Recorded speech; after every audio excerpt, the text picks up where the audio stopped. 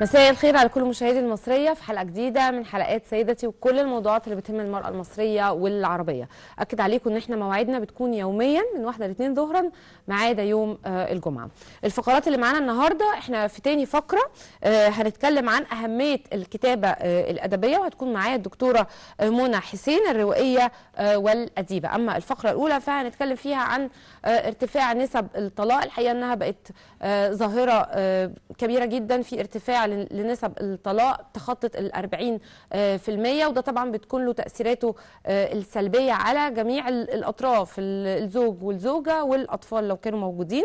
فبالتأكيد لازم نتعرف على أسباب ارتفاع نسب الطلاق وإزاي إن احنا نقدر إن احنا نواجهها في الفترة القادمة. ده هيكون مع ضيفتي الأستاذة كواعب أحمد البراهيمي الكاتبة والمحامية. بس هستأذنكم قبل ما نروح لفقراتنا ونبدأ الفقرات، احنا معانا بيان صحفي لوزارة الصحة. هذا البيان بيقول: ضمن استعدادات وزارة الصحة والسكان لاستقبال المصريين القادمين من الصين، تؤكد وزيرة الصحة تجهيز مستشفى الإخلاء والعيادات الخارجية بمناطق الحجر الصحي. وتفقدت الوزيرة جميع الاستعدادات، وذلك في إطار تنفيذ توجيهات القيادة السياسية لاتخاذ الإجراءات اللازمة لعودة من يرغب من المصريين المقيمين في الصين. واجتمعت السيدة الوزيرة بكافة الأطقم الطبية والإدارية للإجراءات الوقائية ضمن خطة التأمين الطبي. هذا البيان هدفه طمأنة المصريين أن وزارة الصحة بتقوم بدورها على أكمل وجه. الوزيرة بتتكلم عن أن المستشفيات جاهزة، أنها بتقوم بنفسها بتفقد هذه الأماكن، واجتمعت مع الأطقم الطبية وأن الخطة موضوعة طبعا لاكتشاف أي حالة في المطارات، وأن الخطة كمان جاهزة إذا في أي حالات تم اكتشافها هيكون في خطة محددة وواضحة للتعامل معاها. فبالتالي هذا البيان هدفه أن احنا نطمئن تماما، لأن وزارة الصحة قايمة بدورها على أكمل وجه. فخلينا بقى دلوقتي نبدأ حلقتنا بقى، نشوف هنبدأ بأول فقرة زي ما قلنا هنتكلم عن ارتفاع نسب الطلاق وإزاي هنواجهها. خلينا نشوف تقرير ونرجع نبدأ الفقرة.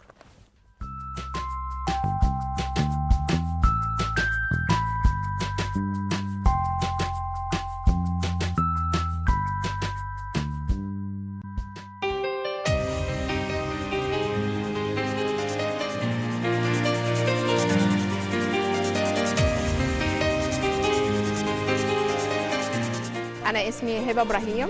لقيت في الصحبة الحلوة ما شاء الله صحبة الخير اللي هي صحبة الأشغال.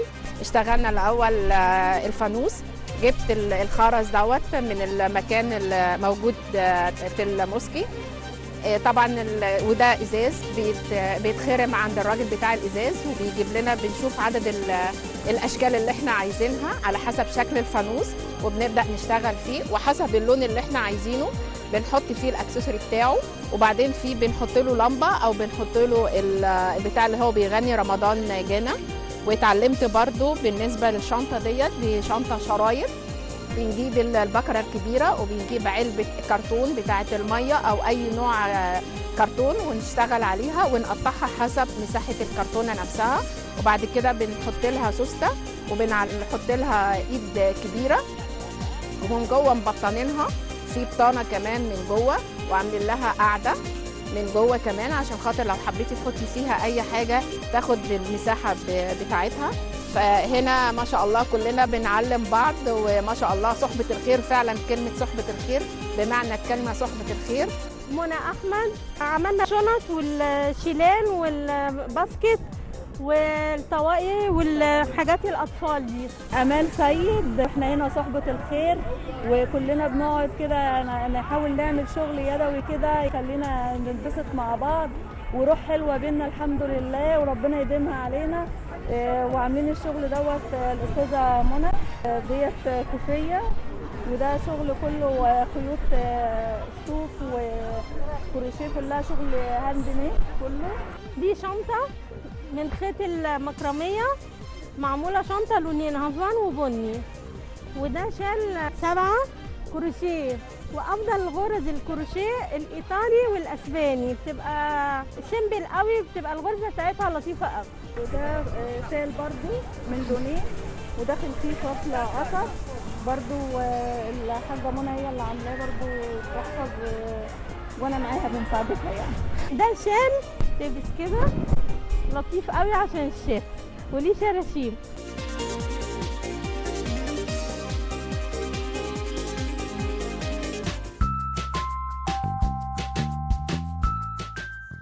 مرة تانية في سيدتي، وهنتكلم عن ارتفاع نسب الطلاق مع ضيفتي الأستاذة كواعب أحمد البراهيمي، الكاتبة والمحامية. يا أستاذة كواعب أهلا بيكي، منوراني. اهلا وسهلا بيك يا استاذه رشا. أهلا بحضرتك.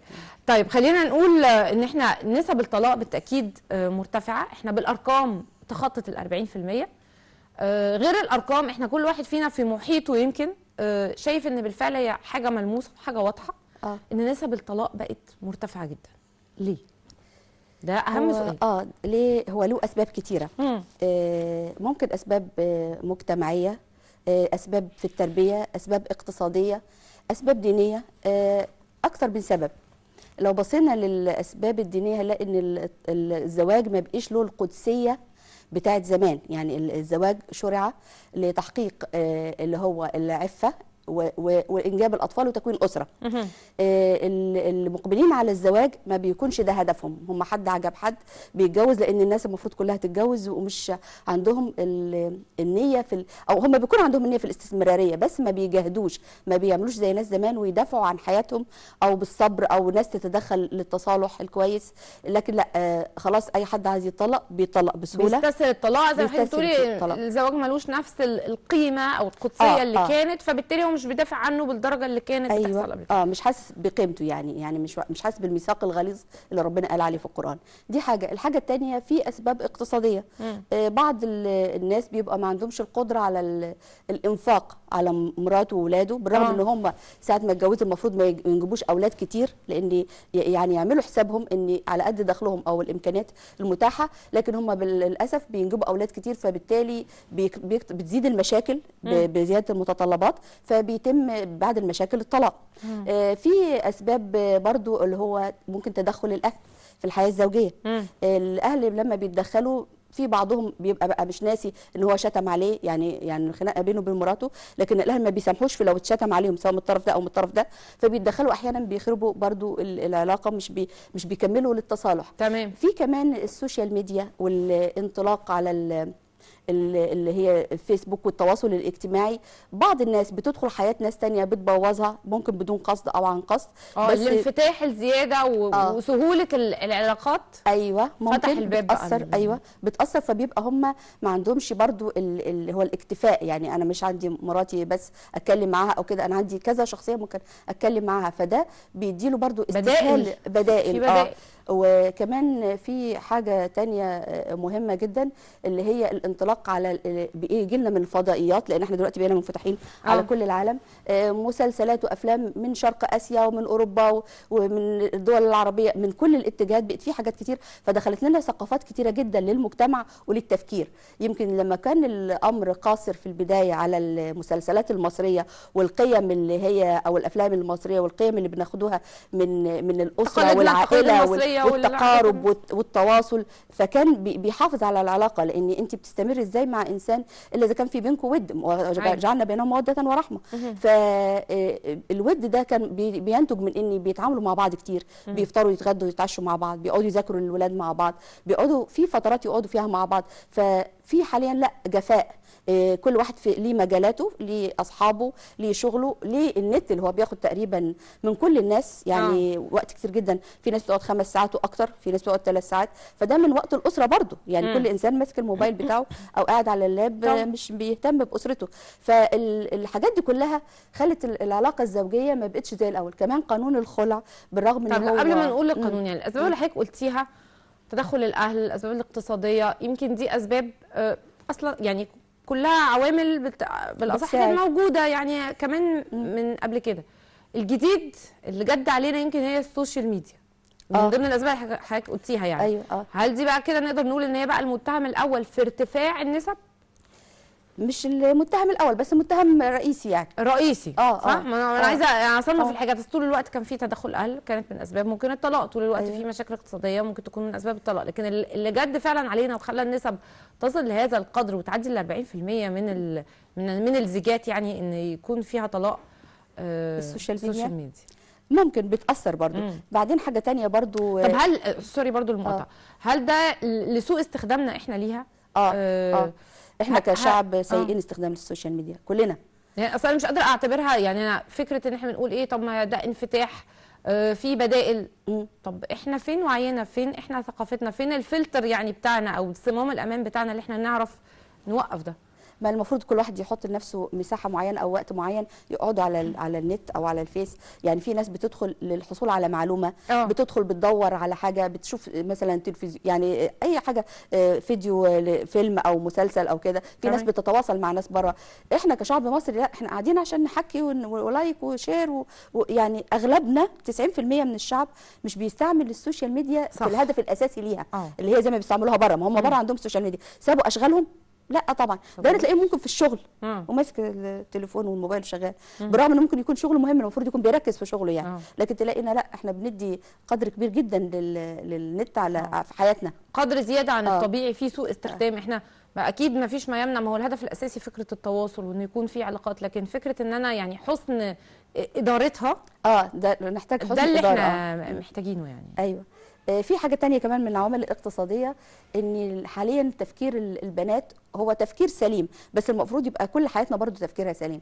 اللي هي الحصول على وظيفة او مصدر دخل او عمل مشروع بيأمن لي مستقبلي، وده شيء حلو. انا بحب ان المرأة يكون لها كيانها الاقتصادي المستقل عشان ما تبقاش حاسة بانها مضغوطة. لكن في بعض النساء بتستغنى عن انها تكون اسرة. حتى في تفكير بنات شابات حاليا بيقول لك طب واتجوز ليه؟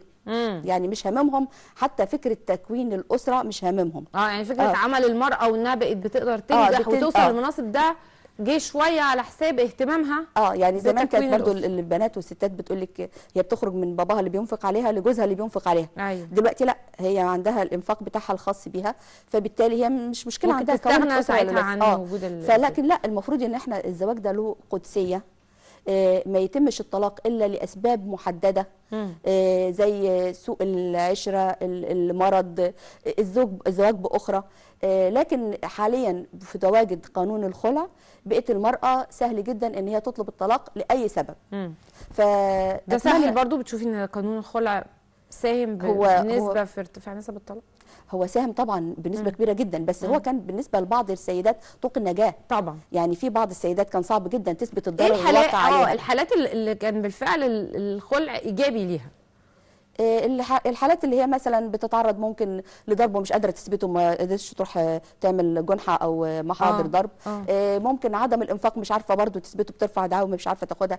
زوجها مريض، زوجها بيعملها معامله سيئه، زوجها بيهملها تماما. كمان في حاجه اسمها الطلاق الصامت حاليا، ان في كتير جدا من الازواج والزوجات عايشين مع بعض تحت سقف واحد، لكن ما فيش بينهم علاقه زوجيه. يعني هم بس بيربوا الاولاد وبيعيشوا وبيكملوا، وده حياه في ناس كتير حياتهم زي كده، وده غلط طبعا. طبعا. نقطتين مهمين بقى، يعني انا توقفت ليه عند موضوع السوشيال ميديا عشان كلنا بنستخدمها، ده امر واقع. ما نستهونش بمدى تاثيرها السلبي علينا. انا عشان كده يعني حبيت احط الضوء كده على من ضمن الاسباب اللي احنا قلناها السوشيال ميديا، لانها بالفعل ليها تاثير كبير جدا، وهي عامل اساسي في ارتفاع نسب الطلاق.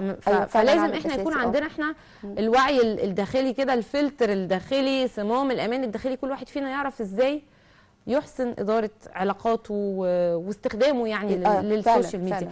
والنقطه الثانيه برضو اللي هحب القي الضوء عليها حضرتك قلتيها، فكره ان السيده بقت خلاص بقى عندها دلوقتي يعني بقت عندها الدخل الخاص بيها وكيان مستقل. ده فعلا ده شويه ايه قوه، اللي هو انا ممكن استغنى. لا يعني ما في ده مش هيغني عن ده ولا ده يغني عن ده طبعا. يعني وبعدين في حاجه، اللي عايزه تشتغل زواجها مش هيغنيها عن انها عايزه تحس بده، ولا الشغل هيغنيها برضو عن وجود شريك حياه. وبعدين احنا الاسره لازم تستمر وتتكون لسبب، لان الاسره نواه المجتمع. انت لما بتعملي اسر ناجحه واولادها متربيين تربيه سليمه وعايشين في جو استقرار كويس، المجتمع بتاعك بيبقى قوي، بتقدري كدوله تبقي قويه بعدين. لكن انت ما ده النواه الاسره يعني نواه المجتمع. الاولاد اللي بينشأوا في جو كله مشاكل، او في جو ما فيهوش احترام للاخر، يعني الام والاب مش بيحترموا بعض، او ما فيهوش ان الاب مسؤول عنه، لانه برضو لما بيبقوا الاولاد في طرف واحد مش موجودين مع الطرفين معا، برضو بيبقى في حاجه ناقصاهم، سواء نفسيا او يعني اجتماعيا، او بيأثر في نفسيتهم اكيد. فكده بيطلع جيل هش مش قوي. احنا المفروض نحافظ على استقرار الاسره. وانا اتكلمت قبل كده في ربات البيوت عن ان لازم يكون في لجان متخصصه. اتكلمت في 2017 تقعد مع الاسر اللي هي عندها مشاكل لمحاوله الحل. حاليا الازهر الشريف، تحيه للدكتور الطيب، عمل حاجه اسمها لم الشمل، كانت في شهر 8 2019. لم الشمل دي مكونه من 3 يعني ناس افتاء سيدات و3 رجال، بيتواصلوا مع الحالات، بيسجلوها، بيشوفوا ايه المشاكل اللي عندهم بالظبط، بيتدخلوا، بيوجدوا حل. وليها رقم اللي هو 19906 وواتساب 1020. اي حد عنده مشكله، هم مش بيركزوا على مشكله الزوج والزوجه فقط، لكن لو في مشكله بين الاب والام والاولاد، في مشكله بين الاب وولاده ما بينفقوش عليه، يعني في مشاكل جايبينها كامثله حلوها المشاكل دي. كل المشاكل اللي ممكن تكون داخل الاسره يعني. داخل الاسره بين الاخوه، يعني هم بيتدخلوا لحل اي مشكله، بيقابلوا الاطراف وبيقولوا للاطراف اللي ما بتقدرش تروح لهم هم بيسافروا ليها. فدي نقطه ممتازه جدا ان يكون في لجنه زي كده يعني. تمام. هقول الرقم مره ثانيه: 199 06 للي يحب يتواصل. ده الخط الساخن. في بعدين 1020 اللي هو الواتساب. فاي حد عنده مشكله هم بيتدخلوا، بيشوفوا ايه اسبابها وبيوضعوا لها الحلول، وبيتناقشوا مع الاطراف، بيوصلوا لاسلم حل. وغير كده كمان ان هو كمان بيكون حل ديني برضو. يعني ممكن في بعض جزء ديني، لان الناس طبعا بتهتم بالناحيه الدينيه. طيب، حابين نوضح للناس لاي مدى الطلاق بيكون له تاثير سلبي على كل الاطراف. مش هنقول بس الزوجه هي اللي بتتاثر، ولا الاطفال بس، ولا كل الاطراف، حتى الزوج. هو الزوج بيبقى اقلهم تضررا، يمكن اقلهم طبعا. ليه؟ لان هو بيبقى ايا كانت ظروفه ممكن بيروح يتجوز مره ثانيه. صحيح. احيانا بيستغنى عن الجواز، يعني ما بيهموش قوي. المراه طبعا بتتاثر، وخصوصا لو كان عندها اطفال، لان هي بيسيب لها الولاد ليها، بتبقى مسؤوله عنهم كأم وأب. طبعا. بيبقى ممكن عندها شغلها، ممكن ما عندهاش الوقت ليهم، عايزه ما عندهاش برضو السيطره، لان في سن بيبقى الولاد في سن محتاجين وجود الاب، محتاجين الاب كحد يحكمهم بقوه شويه، يعني اللي هو التخويف، يعني ان ما يستمرش او لا يتمادى الولد او البنت في التصرف الخاطئ. يعني الام برضو اقل شويه احيانا.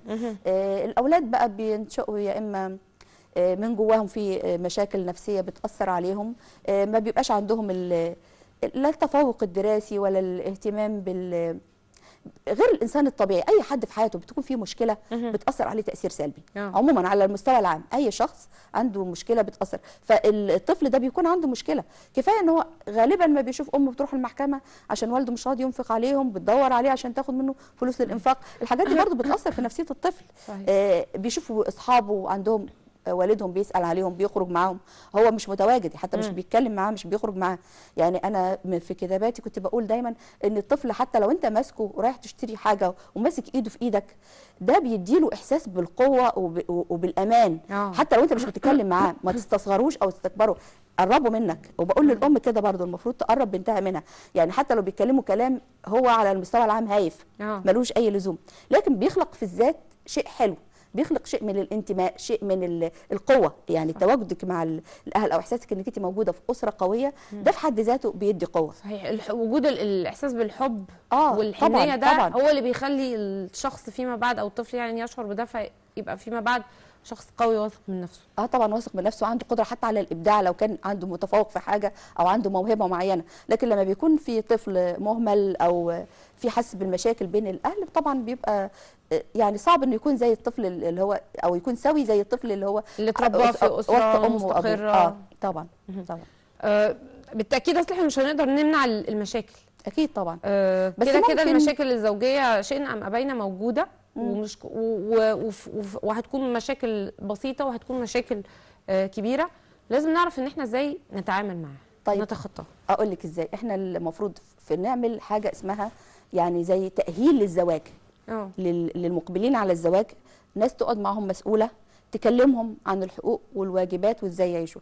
مع اول مشكله برضو تنشأ بينهم ما يروحوش يقولوها لاهاليهم، يتصلوا بالجهه دي يتواصلوا معاها علشان تحل المشكله.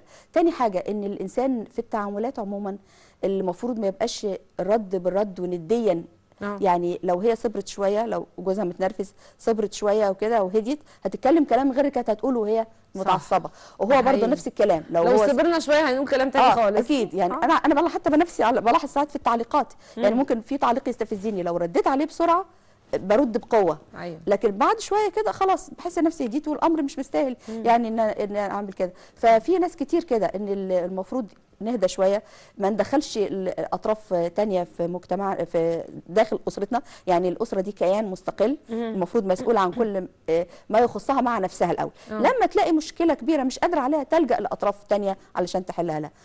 تاني حاجه برضو او حاجه مهمه ان التعامل بالود بالدين، التسامح، الاهتمام برضو شيء جميل جدا. في ناس كتير قوي مش مهتمين.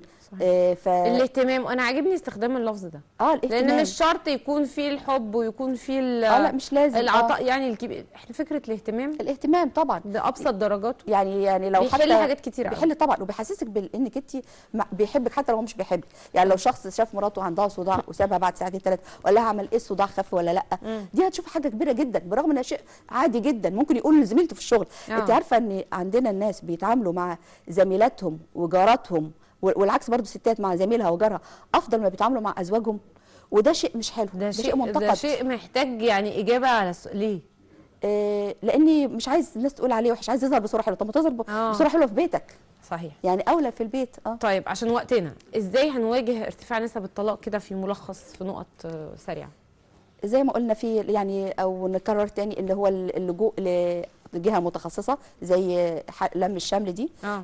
عدم تدخل او الاهل في المشاكل. حتى الرئيس السيسي على فكره اهتم جدا بموضوع كثره الطلاق. صحيح، اتكلم عنه قبل كده كتير. لان لما الاسره هتبوظ المجتمع هيبوظ بجد، ده مش كلام انشا. يعني حقيقي الاسر القويه بتنشئ مجتمع قوي. فما ندخلش الاطراف الاهل في مشاكلنا. نحاول نقرب من بعض، نتعامل بالود والرحمه، حتى لو ما فيش اللي هو علاقات سابقه او في حب قبل الزواج. نتعامل بالود والرحمه. ندي فرصه نحاول نحل مشاكلنا. يعني ما نستعجلش شويه في الطلاق. طبعا ما نستعجلش في الطلاق. نتبع السنه. الرسول عليه الصلاه والسلام كان حسن العلاقه جدا بزوجاته. نقتدي بيه في السلوكيات البسيطه جدا. يعني هنلاقي الحياه بقت افضل، والاثنين اتقبلوا بعض وغفروا لبعض اخطائهم، وبقي يعني في تقارب، وان شاء الله حياه سعيده يعني. يا رب دايما للجميع. بشكرك جدا. كانت معايا استاذه كواعب احمد البراهيمي، الكاتبه والمحاميه. شكرا ليكي يا استاذه كواعب. انا شكرا، نورتيني. شكرا استاذه. فاصل، هنشوف فيه تقرير عن اللوحات الفنيه، بعدها هنرجع مع الدكتوره منى حسين الروائيه والاديبه. خليكم معانا.